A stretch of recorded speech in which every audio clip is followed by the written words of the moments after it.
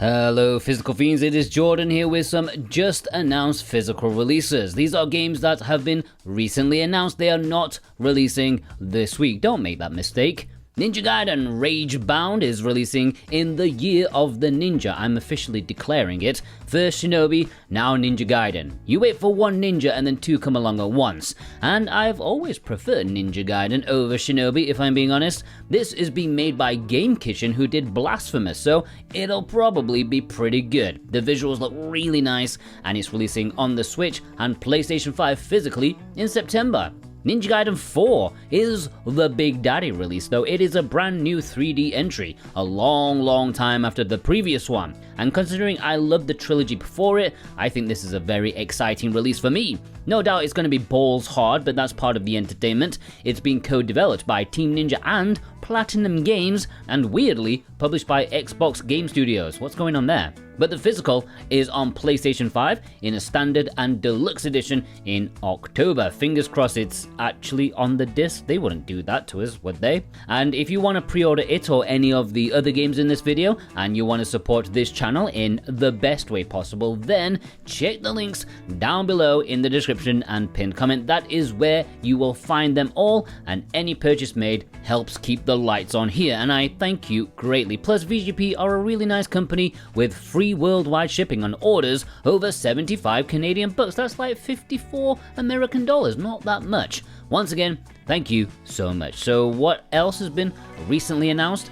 EternumEx Galacticon is releasing on Switch in Europe sometime this year. It's a European exclusive as far as I can tell, and this is actually a double pack that includes EternumEx, which already has a physical release in Europe thanks to Red Art Games, but Galacticon is a new game, or technically games. It is a mix of arcade classics like Joust and Defender, supposedly all right, and it's coming in a standard edition as well as a collector's edition. Death Trick Double Blind is a detective visual novel, supposedly alright, as you solve a missing person's mystery from two different perspectives. Some people didn't gel with the limiting nature of the investigation and the perceived time limit, but yeah, it seems to be okay on the whole, and it's releasing at the end of September, and the physical comes with some tarot cards of the characters if you pre-order, something like that. Gears of War Reloaded is releasing physically on PlayStation 5.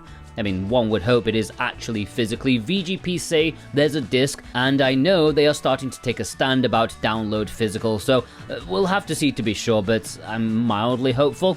But isn't this like the second remaster of this game, or am I going nuts? I don't know what kind of state the industry is in when they just can't make new games anymore, but hey, it's on the PlayStation for the first time, so that's something new. Bendy and the Dark Revival is the sequel to Bendy and the Ink Machine, which was a bit of a cult classic. This sequel has been out on Steam for years at this point, but they've only just got around to popping it onto consoles. It's a first-person horror game set in an old cartoon studio, and it looks really good. As always, you have to wonder how it will look and run on the Switch, but you know, fingers crossed the Switch 2 can power through it, and it's releasing physically on Switch and PlayStation 5. Absolum is releasing physically on Switch and PS5 at the end of September. The game isn't released anywhere as of yet, but it's looking pretty sweet. It's got that Hades art style, but it is a beat-em-up with a roguelike gameplay. It's supposedly .emu's first original work after previously doing wonders on other companies' IP, so it's probably gonna be awesome.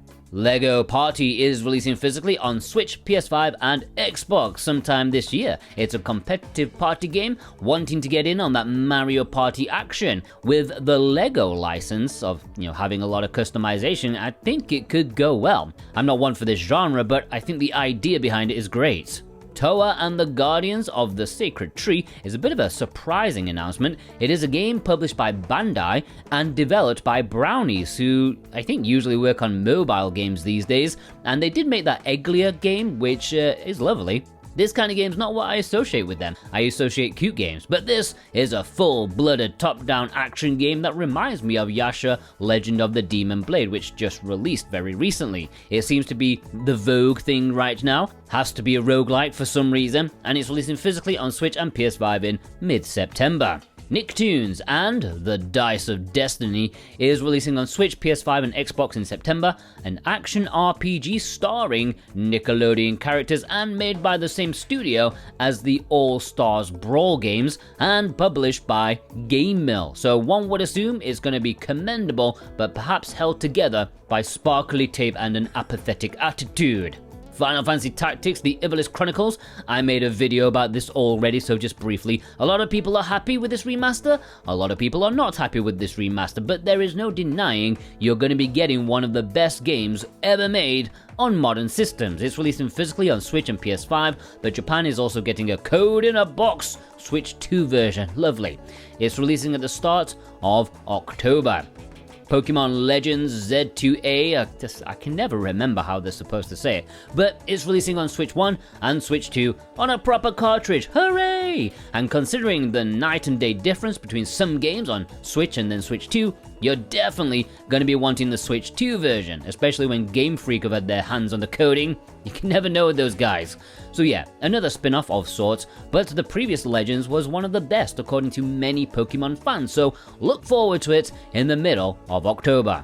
Orcs Must Die Deathtrap is releasing physically on PS5 and Xbox on September 23rd. This is the latest game in the loved tower defense series, however, this one didn't quite land as gracefully as the others, lacking in a decent balance or is just too easily exploited, but what do I know, I've never played a single one of them before. These look pretty fun. Flying Aces Legend of the Red Baron is a cheap-looking game from a cheap-looking publisher. It's a dog-fighting air combat game.